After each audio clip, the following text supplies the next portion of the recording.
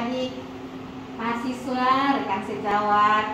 Kita ketemu lagi di channel YouTube saya, Dr. Windra.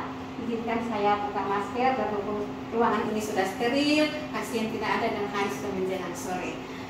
Seperti sebelumnya, saya sudah membawakan tentang pemeriksaan radiologi untuk kasus-kasus muskuloskeletal. Maka saya akan membawakan materi hari ini tentang pemeriksaan diagnostik imaging pada kasus-kasus neuropsikiatri. Jangan lupa like, share, and subscribe. Dan saya terima kasih kepada Afika Pululawa MR serta Rivaldi. Oke, mari kita mulai.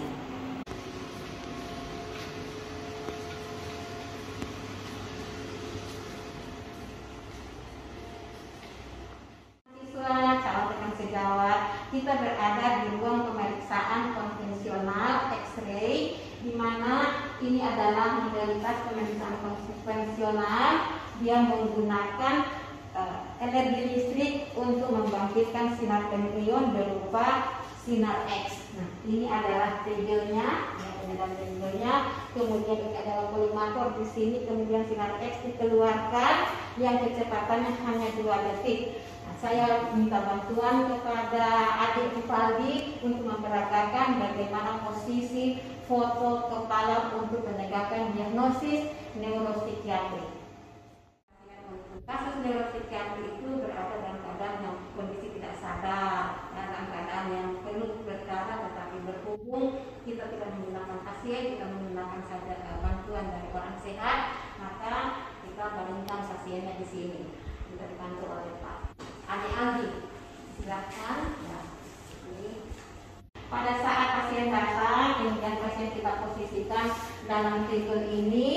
Ya, lalu kasetnya dimasukkan ke tempatnya. Oke, kemudian diatur kolimatornya. Setelah semua siap, usahakan dalam ruangan ini tidak ada lagi orang karena takutnya bisa terekspos oleh radiasi. Kemudian kita masuk ke ruang ekspos. Nah, seperti diingat bahwa ini adalah digital X-ray. Jadi dia tidak menggunakan lagi teknik seperti yang dulu yang harus dicuci, itu kan menggunakan limbah. Kita sekarang menggunakan sistem otomatis. Posisikan, nah, kita semua sudah atur, lalu kita lihat di layar monitor seperti ini. Jadi ini adalah ruangan yang dilapisi oleh timbal, karena kita tahu bahwa radiasi itu berefek yang tidak bagus untuk manusia. Dia mempunyai 2 fungsi seperti pisau dan mata 2. Salah satu sisi dia menguntungkan, di sisi lain dia akan merugikan. Seperti kami petugas radiasi selalu menggunakan ini ketika kerja, karena ini adalah alat untuk mengukur seberapa besar radiasi telah kami terima. Ini dikirim ke BPFK Makassar per 3 bulan. Jika radiasi yang ada dalam tubuh telah mencapai dosis tinggi, maka perlu diistirahatkan. Setelah dilakukan ekspos, maka gambar yang akan muncul di monitor adalah seperti ini. Ini adalah posisi lateral nanti, dan ini adalah posisi antero-posterior. Oke. Pada skala foto atau foto kepala, kita akan menilai alignment-nya. Jadi tidak semua alat radiologi itu harus selalu CT scan. Kita bisa mulai dulu dari konven untuk menilai apakah ada tanda-tanda fraktur, atau ada tanda-tanda peningkatan intrakranial, atau ada perselubungan di kafum sinus. Jadi ini kita perlu ke konvensional dulu. Nanti setelah pada konvensional ada hal-hal yang mencurigakan, baru kita akan melangkah ke pemeriksaan atau modalitas lain yang lebih canggih.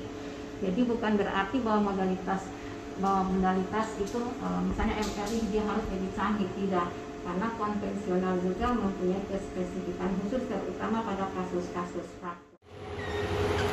Ya, ini adik-adik, ini adalah ruangan CT scan. Izinkan saya buka masker karena ini ruang sudah steril.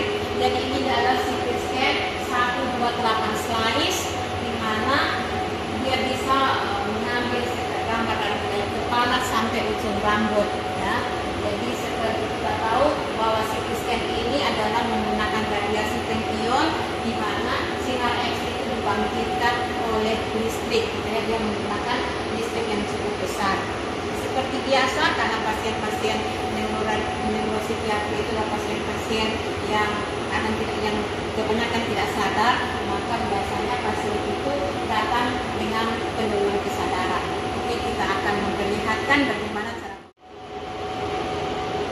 posisi pasien dalam keadaan seperti ini. Kemudian kita berikan pada pasien pada keadaan sadar bahwa usahakan matanya ditutup karena ini akan mengeluarkan radiasi kecil yang cukup besar. Jangan sampai dia kena pada selaput mata. Kita atur posisinya seperti ini. Pasien kemudian masuk ke dalam gantri seperti itu. Jika sudah pas posisinya, maka ruangan ini akan ditutup dan operator akan melihat dan selalu jendela. Balik kaca ini adalah kaca timbal yang cukup tebal yang tidak tembus radiasi.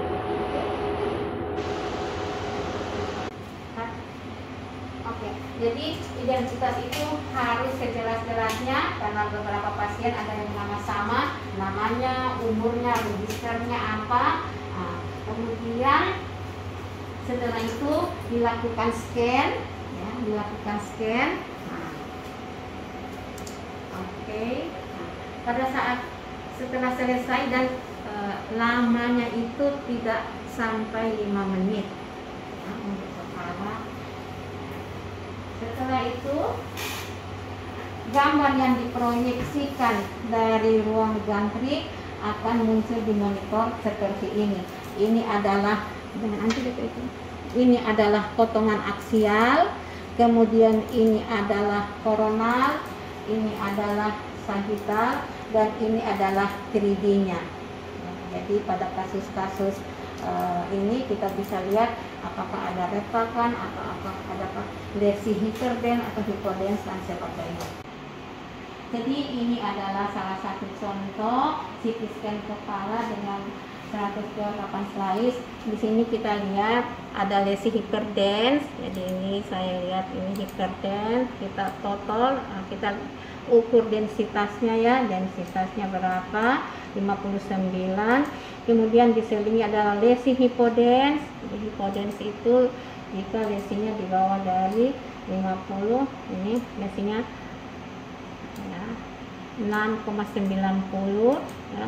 Kemudian ini ada defek, jadi kita lebih perhatikan pada potongan koronal, ini ada defek. Jadi pasien ini sudah pernah dioperasi, ini ada defek ya. Nah, sudah pernah dioperasi, dokter ahli bedah sarafnya menilai apakah hasil operasinya ini apakah ada residif ke intrakranial atau tidak. Jadi ini bisa kita bilang ini adalah blood clot atau bekuan darah dari hasil operasi. Ini ada hematoma, ini ada defek, tidak ada penyebaran massa tumor residif ke intrakranial.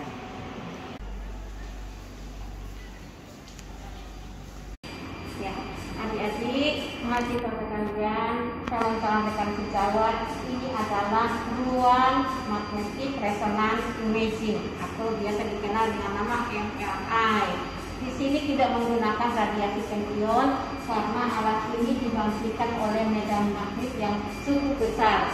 Ini MRI yang ada di Gorontalo satu-satunya, dia berkapasitas 1,5 Tesla. Seperti biasa, pasien masuk ke sini, tetapi harap diingat karena dia medan magnet, maka pasien yang masuk ke sini adalah pasien yang bebas dari logam-logam. Bisa saya buka sebentar karena ini sudah steril. Ya. Jadi pasiennya harus bebas dari logam, makanya sebelum melakukan pemeriksaan ditanyakan dulu apakah menggunakan gigi palsu atau pernah menggunakan perangkat susu, perangkat-perangkat logam dalam tubuh. Saat ini untuk alat-alat internal fixation ataupun alat-alat jantung itu katanya sudah kompatibel dengan alat MRI. Seperti biasa, jadi ada ahli-ahli di sini, dia akan membantu mengatur pasien karena ini menggunakan coil.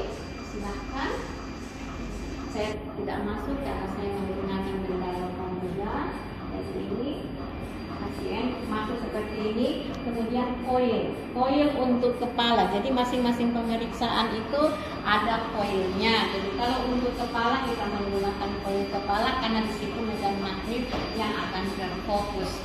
Dan harus diingat bahwa MRI ini dia bagus untuk menilai jaringan lunak, dia tidak bagus untuk menilai densitas atau kerapatan daripada tulang. Seperti ini pasien diposisikan masuk dalam gantri. Oleh karena itu pada pasien-pasien yang akan melakukan pemeriksaan MRI kita harus edukasi dengan lebih seksama. Jika merasa takut atau fobia pada terowongan, itu kita harus jelaskan dengan sedetil-detilnya karena MRI ini membutuhkan waktu pemeriksaan yang lama. Pintu ini harus ditutup rapat. Kita harus tutup rapat karena medan magnetnya cukup besar dan alat ini jalan sepanjang 24 jam terus menerus. Kemudian pasien seperti biasa kita proyeksikan, kita harus isi data lengkap ya. Jadi untuk adik-adik calon rekan sejawat jangan terpelit untuk memberikan informasi klinis kepada kami. Jadi jangan pelit untuk menuliskan diagnosis atau keluhan. Setelah pasien itu di-scan di daerah sini, maka gambar ini akan ditransfer ke DICOM, ke ruang baca dokter. Seperti ini. Ini adalah salah satu contoh kasus. Jadi dengan pemeriksaan MRI ini kita dapat melihat adanya massa. Jadi ini ada massa yang kalau dalam MRI kita menggunakan istilah intens. Jadi ini adalah massa yang hipointens pada T1, kemudian dia tampak hiperintens pada T2 dengan adanya perivokal udem. Nah, pada flare juga. Dan lokasinya di mana? Dia berada di daerah temporal. Pada vein blur atau untuk memvisualisasikan pembuluh darah, tampak massa ini diberi feeding, tanpa ada feeding arteri. Artinya massa ini adalah massa intraaksial.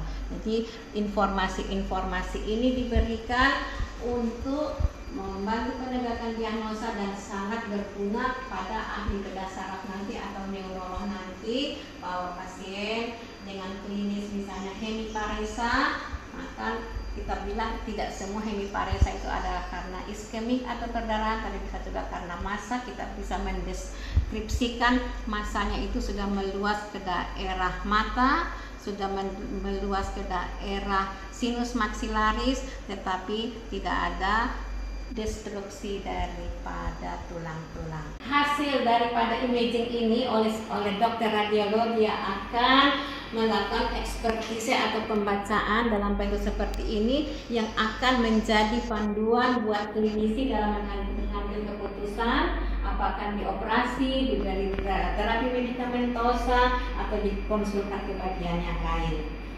Demikianlah adik-adik mahasiswa sekalian, calon rekan sejawat yang kami cintai, demikianlah pemaparan saya tentang pemeriksaan radiologi imaging untuk kasus-kasus neuropsikiatri.